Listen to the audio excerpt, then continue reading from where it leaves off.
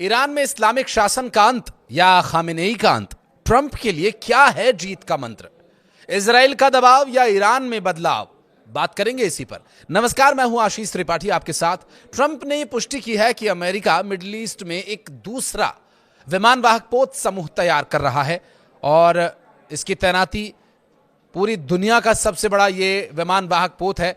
USS Gerald R Ford कैरेबियाई सागर के इस क्षेत्र में रवाना होकर मध्य पूर्व में पहुंचेगा और जहां वो पहले से मौजूद अमेरिकी युद्धपोतों और सैन्य संसाधनों के साथ जुड़ जाएगा। ट्रंप ने कहा कि अगर हम कोई समझौता नहीं कर पाते तो हमें इसकी जरूरत पड़ेगी। जाहिर है युद्ध की प्रबल संभावनाएं हैं और यह बहुत जल्द रवाना होगा। यह तैनाती ऐसे वक्त में हो रही है जब कुछ दिन पहले ही ट्रंप ने ईरान के साथ नए दौर की बातचीत की संभावना जताई थी। हालांकि वे बातचीत आगे बढ़ न सकी और इसी बीच ईरान के एक शीर्ष सुरक्षा अधिकारी ने ओमान और कतर का दौरा कर अमेरिकी मध्यस्थों के जरिए संदेशों का आदान प्रदान भी किया। अमेरिका के प्रेसिडेंट डोनाल्ड ट्रंप ने कहा कि ईरान में सत्ता परिवर्तन ही सबसे अच्छा कदम होगा। यह बयान ऐसे समय में आया है जब अमेरिका प्रशासन तेहरान के खिलाफ सैन्य कार्रवाई के विकल्पों पर गंभीरता से विचार कर रहा है।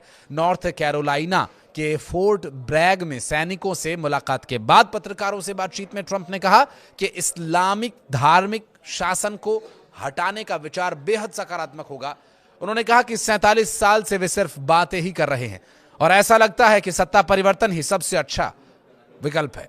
खाड़ी देशों ने चेतावनी दी है कि ईरान पर किसी भी हमले के मध्य पूर्व में एक और क्षेत्रीय संघर्ष भड़क सकता है और यह इलाका पहले से ही गाजा पट्टी में इजराइल हमास युद्ध से उबरने की कोशिश कर रहा है। वहीं ईरान में पिछले महीने हुए राष्ट्रव्यापी प्रदर्शनों के दौरान मारे गए हजारों लोगों की 40वीं रस्म शुरू हो रही है, जिसमें प्रतिबंधों से जूझ रहे ईरानी शासन पर घरेलू दबाव और बढ़ गया है। रिपोर्ट के अनुसार यूएसएस फोर्ड मध्य पूर्व में पहले से तैनात यूएसएस अब्राहम लिंकन उसके साथ मौजूद गाइडेड मिसाइल विध्वंसकों के साथ शामिल होगा। बीते सप्ताह अमेरिकी बलों ने एक ईरानी ड्रोन को मार गिराया था जो लिंकन के करीब आ गया था। उसी दिन ईरान ने होर्मुज़ जलडमरू मध्य में अमेरिकी ध्वज वाले एक जहाज को रोकने की कोशिश भी की थी। बता दें कि यूएसएस फोर्ड की यह तैनाती तेजी से की जा रही है। पिछले अक्टूबर में ट्रंप शासन ने इसे भूमध्य सागर से कैरेबियाई क्षेत्र में भेजा था और जब वेनेजुएला में एक बड़े सैन्य अभियान की तैयारी चल रही थी, यह कदम प्रशासन की उस राष्ट्रीय सुरक्षा रणनीति से भी अलग माना जा रहा है जिसमें पश्चिमी गोलार्ध को प्राथमिकता देने की बात कही जा रही थी। रिपोर्ट के अनुसार यूएसएस फोर्ड मध्य पूर्व में पहले से तैनात यूएसएस अब्राहम लिंकन और उसके साथ मौजूद गाइडेड मिसाइल विध्वंसकों के साथ शामिल होना है। बीते सप्ताह अमेरिकी बलों ने एक ईरानी ड्रोन को भी मार गिराया था।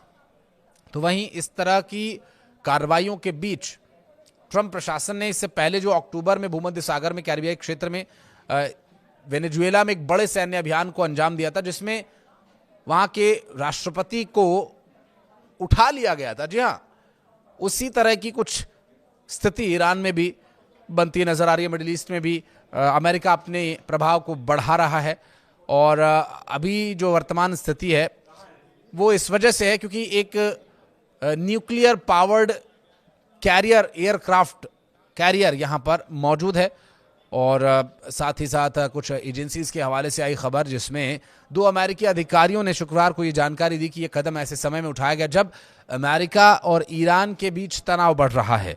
अधिकारियों के मुताबिक जेराल्ड को मिडिल ईस्ट पहुंचने में 1 हफ्ता तो लगेगा ही। वहां पहले से ही अब्राहम लिंकन कैरियर और दूसरे युद्धपोत तैनात हैं, लेकिन यहां साथ ही जहाज़ों का कैरिबियन सागर में तैनात होना, वेनेजुएला में हुए अभियानों में इसका हिस्सा रहना, ये दिखाता है कि ये एक बड़े पैमाने पर युद्ध की तैयारी अमेरिका के द्वारा की गई है, या फिर यूं कहा जाए कि ईरान पर दबाव बनाने के लिए ये सब किया जा रहा है। देखिए, ईरान दबाव में तो आने वाला है नहीं, ये तो पूरी दुनिया जानती है, बच्चा बच्चा जानता है और एक दीवार पर लिखा हुआ है कि ईरान किसी के दबाव में आने वाला नहीं है, इस्लामिक शासन हटने वाला नहीं है। और ऐसे में ट्रंप चाहे जो कर लें, उनकी इच्छा है, पैसा बहुत है उनके पास, खर्च करें, इजराइल को इम्प्रेस करें या किसी और को इम्प्रेस करें या अपनी इच्छाओं की पूर्ति कर लें, जो भी कर लें। ईरान के पास भी कोई मिसाइलों की कमी तो है नहीं, बहुत एंटी मिसाइल सिस्टम अमेरिका के पास होंगे, लेकिन जो ईरान के पास है वो अमेरिका के पास नहीं है। और ईरान